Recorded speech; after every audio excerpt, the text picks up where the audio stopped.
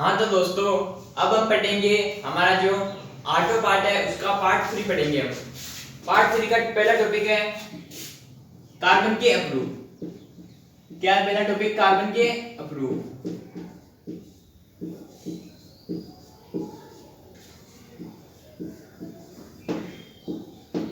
इसमें हम पहले जानते हैं कि अप्रूव क्या होता है।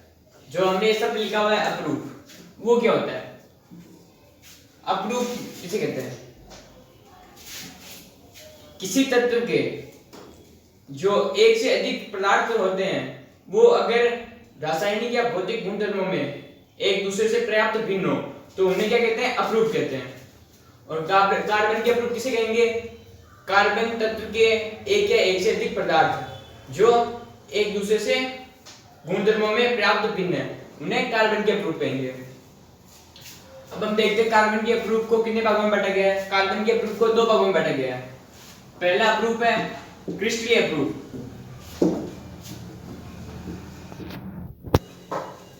कार्बन का पहला अप्रूव है क्रिस्टलीय और दूसरा अप्रूव है अक्रिस्टलीय अप्रूव। क्रिस्टलीय अप्रूव किसे कहते हैं? जब कार्बन परमाणु एक निश्चित ज्यामिति के साथ एक निश्चित बंध कोण का निर्माण करते हुए किसी पदार्थ या संरचना का निर्माण करता है तो उसे क्रिस्टलीय अप्रूव कहते हैं। क्रिस्टलीय अप्रूव में क्या होता है मुख्य रूप से कि एक निश्चित ज्यामिति के साथ कार्बन परमाणु एक दूसरे के साथ एक निश्चित बंध कोण का निर्माण करते हैं। और अक्रिस्टलीय अप्रूव होते हैं उनमें क्या होता है? एक निश्चित ज्यामिति का निर्माण नहीं होता है और निश्चित बंध का निर्माण भी नहीं होगा इसमें। तो अब हम देखते हैं इनके कुछ उदाहरण। जैसे क्रिस्टलीय अप्रूव के उदाहरण है हीरा, ग्रेफाइट और फ्लोरीन। हीरा, ग्रेफाइट और फ्लोरीन। और अक्रिस्टलीय अप्रूव के उदाहरण देखते हैं तो कोयला, काजल,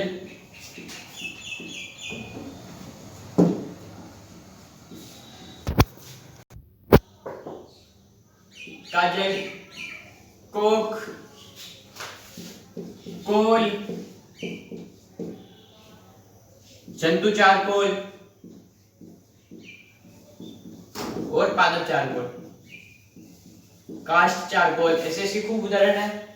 अब हम पढ़ेंगे इसके अंदर, इनको हमने बारीक रूप से देखा है, अब इनके अंदर से हम पढ़ते हैं। इसके अंदर पहला पढ़ेंगे हम हीरा। क्या पढ़ेंगे? पहला टॉपिक है हमारा हीरा। हाँ तो दोस्तों, हम कार्बन के अप्रूव के अंदर पहला टॉपिक पढ़ते हैं हीरा। हीरे की जो कुछ प्रमुख विशेषताएं हैं। जैसे इसकी पहली विशेषता है कि जो होता है हीरा वो क्या होता है? विद्युत का कुछ अलग होता है। और ये हीरा, इसकी दूसरी विशेषता है ये अत्यधिक कठोर होता है। और इसकी तीसरी विशेषता है कि हीरे में क्या होता है? कार्बन के जो 4 परमाणु होते हैं वो मिलकर एक समचतुष्फलक की संरचना का निर्माण करते हैं। और ऐसी कई संरचनाएं मिलकर क्या करती है? एक हीरे का निर्माण करती है। इसलिए इसकी ज्यामिति कैसी होती है? हीरे की समचतुष्फलक की इसकी ज्यामिति होती है। ये इसकी चौथी विशेषता थी। इसकी 5वीं विशेषता है कि भाई जो हीरा होता है वो अत्यधिक कठोर होता है। अतः इसका जो मतलब ये अत्यधिक कठोर होता है तो इसका गलनांक भी अधिक होगा। तो इसका गलनांक कितना होता है? 3843 इसका गलनांक होता है। और हीरे के अंदर जो इसकी छठी विशेषता है, हीरे के अंदर जो कार्बन परमाणुओं की मध्य दूरी होती है वो कितनी होती है? 1.54 AKF। इनके मध्य हीरो के 2 परमाणु होते हैं, हीरे के अंदर कार्बन के उनके मध्य दूरी होती है 1.54 AKF। और जो हीरा होता है वो कार्बन का अतिशुद्ध रूप है। हीरे का निर्माण कैसे होता है? जब कोयले की बड़ी बड़ी चट्टानें होती है तो उन पर अत्यधिक दाब एवं ताप के कारण क्या होता है? कोयले की चट्टानों से हीरा बाहर आ जाता है। और अगर हम हीरे का निर्माण करना चाहिए कृत्रिम रूप से तो हम क्या करेंगे? जो कार्बन होता है, अति शुद्ध रूप होता है कार्बन का, उसमें अत्यधिक ताप एवं दाब बनाकर हम हीरे का निर्माण कर सकते हैं। हीरे की कुछ प्रमुख विशेषताएं होती है। हीरे के ये सभी जो मैंने पढ़े वो हीरे के सब गुण थे, ये कुछ प्रमुख गुण थे। अब हम हीरे की विशेषताएं पढ़ते हैं। कुछ हीरे की विशेषताएं क्या होती है? हीरे की पहली विशेषता है कि जो हीरा होता है उसका उपयोग किसमें किया जाता है? फोनोग्राम की जो सुई होती है उसमें किया जाता है। और हीरा क्या होता है, अत्यधिक कठोर होता है। तो जो हमारी बड़ी बड़ी मशीनें होती है पत्थरों को काटने वाली, उनके अग्रभागों में हीरा लगाया जाता है, ये उसकी दूसरी विशेषता है। और हीरे का उपयोग कांच को काटने के लिए भी किया जाता है, और हीरे का प्रमुख रूप से उपयोग आभूषणों में भी किया जाता है। ये हीरे की प्रमुख 4 विशेषताएं थी। हाँ तो दोस्तों, अब हम पढ़ते हैं कार्बन का दूसरा उपयोग, ग्रेफाइट। ग्रेफाइट की जो कुछ प्रमुख विशेषताएं या गुण होते हैं वो देखते हैं। इसका पहला गुण है कि जो हीरे की संरचना होती है वो कैसी होती है, षटकोणीय संरचना होती है, क्योंकि इसके अंदर क्या होता है कि जो कार्बन के 6 परमाणु होते हैं वो मिलकर एक ग्रेफाइट का निर्माण करते हैं। और जो ग्रेफाइट में जो कार्बन के 6 परमाणु मिलते हैं वो क्या करते हैं, 6 परमाणु मिलकर एक षटकोणीय संरचना का निर्माण करते हैं। तो षटकोणीय संरचना होती है वो कैसी होती है, एक परत के रूप में होती है। ये लेयर होती है जैसे परत, उसके रूप में होती है, परत के रूप में। और ऐसी विभिन्न प्रकार की परतें मिलकर क्या करती है, ग्रेफाइट का निर्माण करती है। और जो परतें होती है उन परतों के मध्य क्या पाया जाता है, एक दुर्बल बल पाया जाता है। अतः ग्रेफाइट कैसा होता है, शुष्क होता है, मुलायम होता है, ये कठोर नहीं होता है ग्रेफाइट। और ये क्या होता है, दूसरी विशेषता हो गई कि ये शुष्क होता है, मुलायम होता है। तीसरी विशेषता है कि ये क्या होता है, विद्युत का सुचालक होता है, ये विद्युत का सुचालक होता है। और जो ग्रेफाइट होता है वो चिकना पदार्थ है एक प्रकार का, ये इसकी 5वीं विशेषता है कि ये चिकना होता है। और इसकी 6ठी विशेषता है कि ये क्या होता है, फिसलनदार होता है। अतः इसको शुष्क स्नेह के रूप में भी उपयोग में लिया जाता है। अब हम ग्रेफाइट के कुछ उपयोग करते हैं। इसका पहला उपयोग है कि जो ग्रेफाइट होता है उसका उपयोग पहले तो अपनी जो पेंसिल आती है उस पेंसिल जो लिखने का कार्य करती है वो किस कारण करती है, ग्रेफाइट के कारण करती है। पेंसिल के अंदर क्या पाया जाता है, ग्रेफाइट पाया जाता है। और इसका दूसरा उपयोग है कि जो परमाणु पट्टी होती है उसके अंदर शुष्क स्नेह होता है, उसके रूप में, मंदक के रूप में, परमाणु पट्टी में मंदक के रूप में इसका उपयोग किया जाता है। इसकी ये दूसरी उपयोग था। उसका तीसरा उपयोग देखते हैं। इसका तीसरा उपयोग है कि लोहे होता है, लोहा, उस पे क्या होती है, लंबे समय तक लोहे पर बारिश में रहने से उस पे क्या लग जाती है, जंग लग जाती है। तो उसे जंग रोधी बनाने के लिए क्या करते हैं, उसके ऊपर ग्रेफाइट का लेप करते हैं। ये इसकी तीसरी विशेषता है। और इसकी चौथी विशेषता देखते हैं। इसकी चौथी विशेषता है कि इसका उपयोग इसमें किया जाता है, शुष्क स्नेह के रूप में उपयोग किया जाता है। मतलब दो स्नेह मतलब क्या होता है, जिससे हमारा ऑयल, ग्रीस, ये जानते होंगे आप, गाड़ियों में उपयोग में लिया जाता है। उसी प्रकार ग्रेफाइट का भी उपयोग, उस जो ऑयल होता है उसी स्थान पर ग्रेफाइट का उपयोग किया जाता है, बहुत सारे स्थानों पर। और ग्रेफाइट का उपयोग कैसे किया जाता है, और ग्रेफाइट का उपयोग किया जाता है जो हमारा जो सेल होते हैं, सेल के अंदर क्या होते हैं, इलेक्ट्रोड होते हैं, उन इलेक्ट्रोड को बनाने में भी ग्रेफाइट का उपयोग किया जाता है। ये ग्रेफाइट के कुछ उपयोग थे। अब हम पढ़ेंगे फ्लोरीन। अब हम पढ़ेंगे कार्बन का जो तीसरा अपरूप है, फ्लोरीन। इसकी कुछ निम्नलिखित गुण या विशेषताएं पढ़ते हैं। इसका पहला गुण है कि इसकी खोज किसने की थी, फ्लोरीन की। इसकी खोज अमेरिका के प्रसिद्ध वास्तुकार बर्कमिस्टर फुलर ने की। अतः इसका उनके नाम पर फ्लोरीन इसका नाम पड़ा। जो फ्लोरीन होता है वो क्या होता है, एक गोल गुंबद आकृति का होता है। अतः इसे फुटबॉल की तरह भी हम पहचान सकते हैं कि फुटबॉल भी एक प्रकार की फ्लोरीन फुटबॉल की आकृति का ही दिखाई देता है, मतलब इस प्रकार गोल आकृति का होता है। और जो फ्लोरीन होता है उसमें कार्बन के कितने परमाणु पाए जाते हैं, 60 या 70 कार्बन के परमाणु पाए जाते हैं। और जो 60 कार्बन, ये हमारी तीसरी विशेषता थी कि उसके अंदर कितने कार्बन पाए जाते हैं, 60 या 70। अब चौथी विशेषता है कि जो 60 कार्बन वाला फ्लोरीन होता है वो क्या होता है, अत्यधिक कठोर होता है। अतः इसे क्या कहते हैं, भट्टी बोल भी कहा जाता है। ये इसकी चौथी विशेषता थी। और पांचवी विशेषता है कि जो 60 कार्बन वाला फ्लोरीन होता है वो क्या होता है, अत्यधिक क्या होता है, कठोर होता है और अत्यधिक गोल भी होता है। अतः इसे भट्टी बोल भी कहा जाता है। और जो 60 कार्बन परमाणु से मिलकर जो फ्लोरीन बनता है वो भी अत्यधिक कठोर होता है। और जो ये जो फ्लोरीन होता है उसमें कार्बन परमाणु की मध्य कितनी दूरी होती है, उनके कार्बन परमाणु की मध्य दूरी होती है 1.40 AkeV, ये दूरी होती है। और जो हमारा C60 कार्बन है, मतलब 60 कार्बन से मिलकर जो फ्लोरीन बनता है वो विद्युत का कुछ अलग होता है। ये इसकी कुछ विशेषताएं थी। हम देखते हैं फ्लोरीन के उपयोग। फ्लोरीन के प्रमुख 3 उपयोग दे रखे हैं हमारे किताब में। पहला उपयोग है कि बॉल बेरिंग होते हैं, वो बनाने के लिए फ्लोरीन का उपयोग किया जाता है। और दूसरा उपयोग है जो प्राकृतिक गैस होती है उसका शुद्धिकरण करने के लिए भी फ्लोरीन का उपयोग किया जाता है। और जो फ्लोरीन का तीसरा उपयोग है वह फ्लोरीन का चौथा उपयोग तीसरा उपयोग है कि ये जो फ्लोरीन होता है वह उच्च ताप पर अतिचालक होता है। अतः ये कार्बन का एक विशेष विशेष महत्व है इसका कार्बन के अंदर फ्लोरीन का, क्योंकि ये क्या है कि ये उच्च ताप पर अतिचालक है इसलिए। अब हम पढ़ेंगे कार्बनिक यौगिकों के प्रमुख उपयोग। अब हम पढ़ते हैं दूसरा टॉपिक, कार्बनिक यौगिक जो होते हैं उनका माध्यमिक यौगिक उपयोग क्या है। इसमें हम पहला पढ़ते हैं क्लोरोफ्लोरोकार्बन। क्या पढ़ेंगे पहला? क्लोरो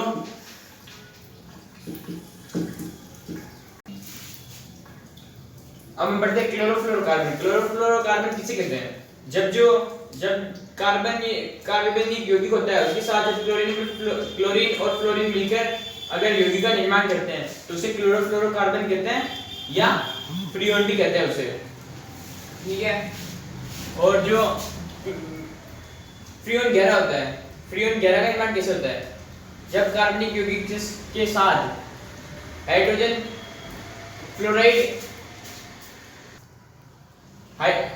फ्लोराइड और कार्बन टेट्राक्लोराइड मिलकर क्या करते हैं? फ्रीऑन गहरा का निर्माण करते हैं।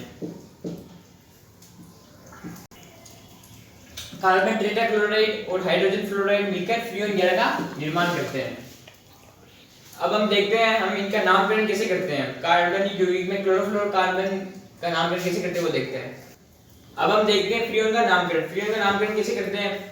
जो फ्रीऑन होता है उसके अंदर क्या उपस्थित होता है? प्रमुख रूप से कार्बन, हाइड्रोजन और फ्लोरीन। इसके अलावा उसका नामकरण करते हैं, जैसे हम कार्बन को मानते हैं X मान लेते हैं, कार्बन को X मान लिया, हाइड्रोजन को Y मान लेते हैं, फ्लोरीन को Z मान लेते हैं। तो कार्बन की संख्या में क्या करते हैं हम? कार्बन की जितनी भी संख्या होती है फ्रीऑन के अंदर उसमें से क्या कर देंगे हम? 1 घटा देंगे, तो X माइनस 1 कर देंगे। कार्बन माइनस कार्बन की जितनी संख्या है उसमें से 1 घटा देंगे। और इसमें क्या करेंगे? दूसरे पद में Y क्या होता है? हाइड्रोजन की संख्या में 1 जोड़ देंगे। और जो फ्लोरीन की संख्या होगी उसे ऐसी कैसी रहने देंगे, उसमें कोई भी बदलाव नहीं करेंगे। अब हम कुछ उदाहरण देखते हैं, उससे आपको समझ आ जाएगा। अब हम देखते हैं उस अपन ने जो नियम पढ़े थे, किसी नियम पढ़ा था? X Y Z। इसमें X क्या होती है? कार्बन की संख्या। कार्बन की संख्या इसमें कितनी है? 1 कार्बन है इसके अंदर, तो इसमें से क्या कर देंगे? 1 घटा देंगे। 1 कार्बन से 1 से घटा देंगे तो क्या बचेगा? 0 बचेगा। और Y देखते हैं, Y क्या होती है? हाइड्रोजन की संख्या। हाइड्रोजन है नहीं अपने इसके अंदर, तो है नहीं, इसका मतलब हाइड्रोजन कितने हैं? 0। और 0 में कितना जोड़ देंगे हम? 1 जोड़ देंगे, तो हाइड्रोजन की संख्या कितनी होगी? 1 होगी। और जो फ्लोरीन होती है उसकी संख्या कितनी है? इसमें 1 है, 1 को 1 ही रहने देंगे, कुछ नहीं करेंगे, ऐसे बन के अपने पास ही है। और इसको लिखेंगे कैसे? फ्रीऑन 11। इनको साथ में लिख देंगे कि 0 का महत्व ही नहीं है, अगर 0 आ गया है तो 1 1 11, तो क्या कहेंगे हम इसे? CFCl3 को फ्रीऑन 11 कहेंगे। और कुछ उदाहरण देखते हैं, जैसे CFCl4, तो इसका भी फ्रीऑन 11 कहेंगे। अब हम इसमें देखते हैं, नामकरण करते हैं, तो इसमें कार्बन की संख्या कितनी है? 1 है, 1 में से 1 घटा देंगे, क्या रह जाएगा? 0। अब हाइड्रोजन की संख्या ही नहीं है, मतलब 0 है, 0 में क्या कर देंगे? 1 जोड़ देंगे, क्या हो जाएगा? 1। और फ्लोरीन की संख्या कितनी है? 2, तो फ्रीऑन 12, ऐसे लिखेंगे फ्रीऑन 12। अब जैसे इस वाले इसका हम नामकरण करते हैं, तो इसमें कार्बन कितने हैं? 2 है, 2 में से 1 घटा देंगे।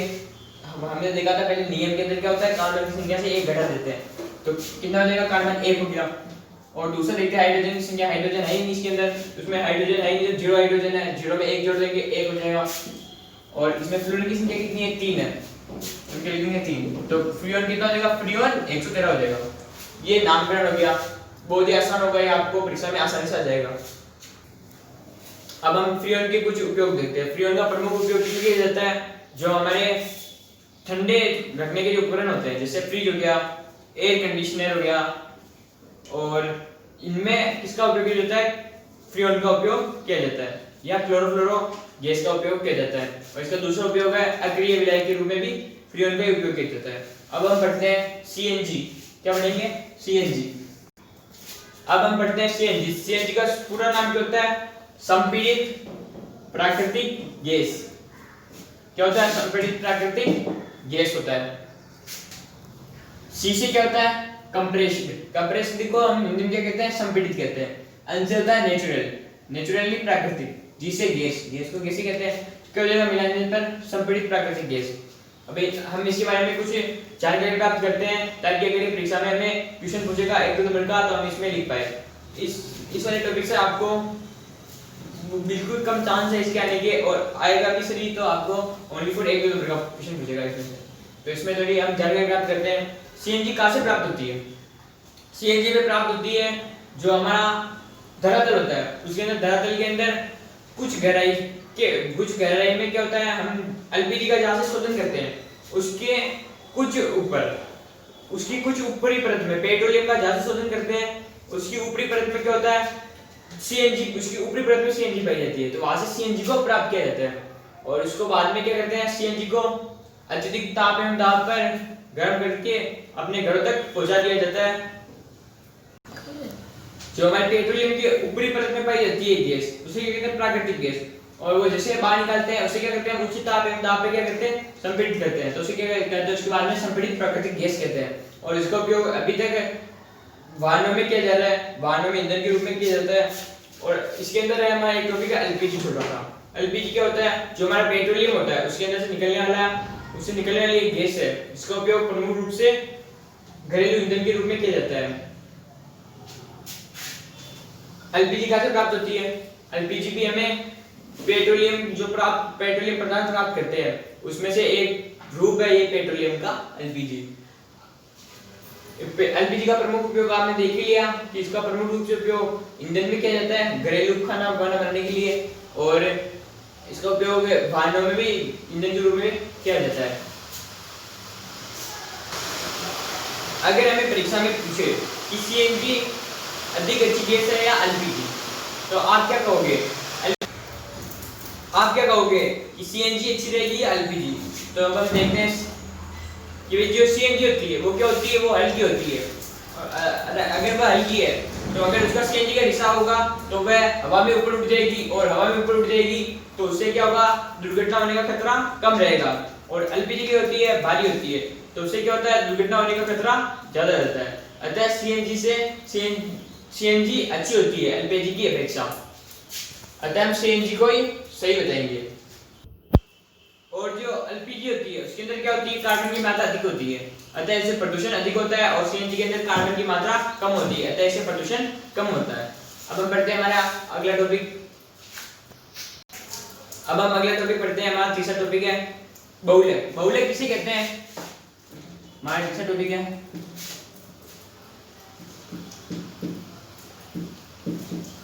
बहुलक। बहुलक किसे कहते हैं?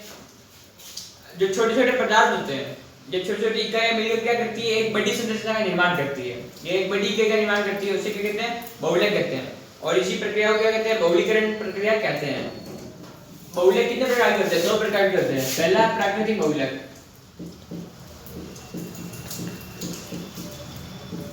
और दूसरा क्या है? कृत्रिम बहुलक। प्राकृतिक बहुलक किसे कहते हैं? जो प्रकृति से प्राप्त होते हैं उन्हें प्राकृतिक बहुलक कहते हैं, और जो मानव द्वारा निर्मित किए जाते हैं उन्हें कृत्रिम बहुलक कहते हैं या संश्लेषित बहुलक कहते हैं। अब हम पढ़ते हैं प्राकृतिक बहुलक के अंदर पहला जो प्राकृतिक बहुलक का उदाहरण है क्या है? प्राकृतिक रबर। क्या होता है? प्राकृतिक बहुलक के अंदर पहला टॉपिक है प्राकृतिक रबर। प्राकृतिक रबर किसे कहते हैं? जो प्रकृति से प्राप्त होता है उसे प्राकृतिक रबर कहते हैं। और प्राकृतिक रबर होता है वो हमें एक पेड़ से एक द्रव के रूप में प्राप्त होता है। जो वो हमें पेड़ से द्रव के रूप में प्राप्त होता है उसका क्या होती है? उसकी गुणवत्ता एवं तनन सामर्थ्य बहुत ही कम होता है, अतः उसकी गुणवत्ता एवं तनन सामर्थ्य को बढ़ाने के लिए हम क्या करते हैं? उसमें सल्फर डालकर उसे गर्म करते हैं। इस प्रक्रिया को क्या कहते हैं? बल्कनीकरण प्रक्रिया कहते हैं। इस प्रकार प्राकृतिक रबर का तनन सामर्थ्य एवं गुणवत्ता बढ़ जाती है। ये जो हमारा प्राकृतिक बहुलक था उसके अंदर ओनली फॉर ये एक टॉपिक है, और इसके बारे में आपको पूछेगा। आशा है कि आपको ये बढ़िया समझ में आ गया होगा। अब हम पढ़ते हैं कृत्रिम बहुलक। अब हम पढ़ेंगे कृत्रिम बहुलक के अंदर कितने प्रकार होते हैं उनके बारे में पढ़ेंगे, और उन प्रकार के अंदर भी कुछ प्रकार है, उनके बारे में हम समझेंगे। आपको ये सब जो ये नोट्स बना रखे हैं, इन नोट्स से आपको समझना है और इनसे आपको परीक्षा के अंदर टॉपिक बनाकर लिखना है। कृत्रिम बहुलक को 3 भागों में बांटा गया है, उसमें से पहला भाग है संश्लेषित रेशे। इसको अभी हमने 3 भागों में बांटा है। पहला है नायलॉन 66, दूसरा है टेरिलोन और तीसरा है रेयोन। जो हमारा नायलॉन 66 होता है उसे हम कैसे प्राप्त करते हैं? उसे हम एडिपिक अम्ल और हेक्सामेथिलीन डाइमीन को मिलाकर प्राप्त करते हैं। इसमें नायलॉन 66 के बारे में आपको पूछे तो आपको ये लिखना है जो अभी हमने बताया है कि नायलॉन 66 कैसे प्राप्त होता है, वो लिखना आपको। और अगर टेरिलोन के बारे में पूछे तो आपको लिखना है कि जो एडिपिक अम्ल होता है और टेरिथेलिक अम्ल होता है उसे मिलाकर जो हमारा टेरिलोन होता है वो बनाया जाता है। किससे? एथिलीन ग्लाइकोल से और टेरिथेलिक अम्ल से हमारा टेरिलोन प्राप्त होता है। और जो रेन होता है रेन को कैसे प्राप्त किया जाता है?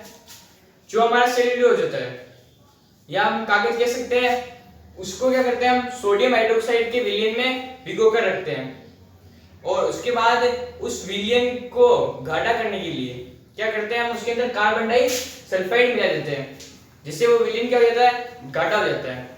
और उसके बाद उस विलयन के अंदर, उस गाढ़े विलयन के अंदर सूक्ष्म छिद्रों द्वारा तनु सल्फ्यूरिक अम्ल मिलाया जाता है, जिससे हमारा क्या प्राप्त हो जाता है? रेयोन प्राप्त हो जाता है। ये हमारा संश्लेषित रेशे के अंदर ये 3 टॉपिक हैं, उनके बारे में हमने समझा। अब दूसरा टॉपिक है प्लास्टिक। कृत्रिम बहुलक का दूसरा टॉपिक है प्लास्टिक। प्लास्टिक को हमने 4 भागों में बांटा है, जो इसके 4 ही प्रमुख भाग है जिनमें से आपको परीक्षा में पूछेगा। पहला है पॉलीथीन, दूसरा है पीवीसी, तीसरा है पेन और चौथा है पॉलीस्टाइरीन। पॉलीथीन को हम कैसे प्राप्त करते हैं? जो हमारे एथीन होता है, एथीन जो पदार्थ होता है उसके जो अणु होते हैं, उन अणुओं को उच्च ताप एवं दाब पर गर्म करने से क्या प्राप्त होता है? पॉलीथीन प्राप्त होती है हमें। एथीन के अणुओं को अगर हम उच्च ताप एवं दाब पर गर्म करेंगे तो हमारी पॉलीथीन बनकर तैयार हो जाएगी। और पीवीसी का पूरा नाम क्या होता है? Poly vinyl chloride. इसका पूरा नाम होता है पीवीसी पॉली विनाइल क्लोराइड। कैसे प्राप्त किया जाता है? जो विनाइल क्लोराइड होता है, उस विनाइल क्लोराइड को हम उच्च ताप पर गर्म करते हैं या उसका बहुलीकरण करते हैं तो हमारा क्या प्राप्त हो जाता है? पीवीसी प्राप्त हो जाता है। पेन, इसकी फुल फॉर्म क्या होती है? Poly acrylonitrile. इसको हम कैसे प्राप्त करते हैं? हमारा जो विनाइल साइनाइड होता है, उस विनाइल साइनाइड को अगर हम उच्च ताप एवं दाब पर गर्म करते हैं तो हमारा पॉली एक्रिलोनाइट्राइल बनकर तैयार हो जाता है। और प्लास्टिक का चौथा भाग है पॉलीस्टाइरीन। पॉलीस्टाइरीन कैसे प्राप्त किया जाता है? जो विनाइल बेंजीन होता है उसके बहुलीकरण से या उसको उच्च ताप एवं दाब पर गर्म करने से हमारा पॉलीस्टाइरीन बनकर तैयार हो जाता है। और जो हमारा कृत्रिम बहुलक का तीसरा टॉपिक है संश्लेषित रबर। उसको हमने कितने भागों में बांटा है? 2 भागों में, ब्यूना एस और ब्यूना एन। ये दो संश्लेषित रबर के 2 भाग हैं। और संश्लेषित जो रबर होता है उसका उपयोग जो हमारे जैसे कोई पेंसिल से लिखा हुआ है उसको मिटाने के लिए हम हमेशा प्राकृतिक रबर का उपयोग करते हैं, न कि संश्लेषित रबर का। संश्लेषित रबर का उपयोग ओनली फॉर उद्योगों में होता है। उद्योगों में जो हम नई नई चीजें बनाते हैं उनमें होता है। अब हमने ये पढ़ा, आशा है आपको समझ में आ गया होगा ब्लैक बोर्ड पे। अब इनके कुछ हम उपयोग देखते हैं। इनके अंदर संश्लेषित रेशे के अंदर नायलॉन के उपयोग, इन सभी के उपयोग देखते हैं। जिससे पहला हमारा नायलॉन 66, इसके उपयोग है इसका अपने जो गाड़ियों के गियर बेयरिंग होते हैं वो बनाने में नायलॉन 66 का उपयोग किया जाता है। और जो हमारे कपड़े, ब्रश और रस्सियां होती है वो बनाने में भी नायलॉन 66 का उपयोग किया जाता है। अब टेरिलोन के उपयोग देखते हैं। कपड़े, बेल्ट, नाव के पोल और जैसे हमारी फिल्म होती है, फिल्म की कैसेट और चुंबक होती है वो उसका बाहरी आवरण बनाने में भी टेरिलोन का उपयोग किया जाता है। और जो रेयन के उपयोग है, रेयन का पहला उपयोग है वस्त्र बनाने में इसका प्रमुख रूप से उपयोग किया जाता है और इससे धागे भी बनाए जाते हैं और दरिया भी इससे बनाई जाती है। ये हमारे संश्लेषित रेशे थे, उनके उपयोग देखे हमने। संश्लेषित रेशे को 3 भागों में बांटा गया है और तीनों के हमने उपयोग देखे हैं। अब प्लास्टिक में पहला टॉपिक है पॉलीथीन, इसका उपयोग देखते हैं। पॉलीथीन का प्रमुख रूप से उपयोग थैलियां बनाने में किया जाता है और पीवीसी का उपयोग प्लास्टिक के खिलौने, बरसाती कपड़े और जो प्रमुख रूप से हमारे स्विच बोर्ड होते हैं उनको बनाने के लिए पीवीसी का उपयोग किया जाता है। पेन का उपयोग, इसका प्रमुख रूप से उपयोग हमारे जो गद्दे होते हैं वो बनाने के लिए, तकिए बनाने के लिए और जो हमारे ऊनी कपड़े होते हैं स्वेटर वो बनाने के लिए पॉलीएक्रिलामाइड का उपयोग किया जाता है। चाय के कप, बोतल के ढक्कन और जो हमारी वो बोतलें बनती है वो, और हमारे जो पैकिंग सामग्री होती है वो दीवारों में जो टाइल्स का उपयोग करते हैं वो बनाने के लिए पॉलीस्टाइरीन का उपयोग किया जाता है। और जो हमारे संश्लेषित रबर होते हैं उनका उपयोग तेल की टंकियां बनाने के लिए, टायर ट्यूब बनाने के लिए, चिकित्सीय उपकरण बनाने के लिए और जो हमारे जूते के निचले तल होते हैं वह बनाने के लिए संश्लेषित रबर का उपयोग किया जाता है। और इसी के साथ हमारा ये जो पार्ट था वो खत्म हो गया है। और अगर आपने इसे ध्यान से समझा होगा तो ये आपको सारा यहीं पे याद हो गया होगा। आप 1-2 बार इस पूरे चार्ट को अपनी रफ कॉपी में बनाना, और आप अगर 1-2 बार इसे बिना देखे बना लोगे तो आपको ये पूरा मुंह पे याद हो जाएगा।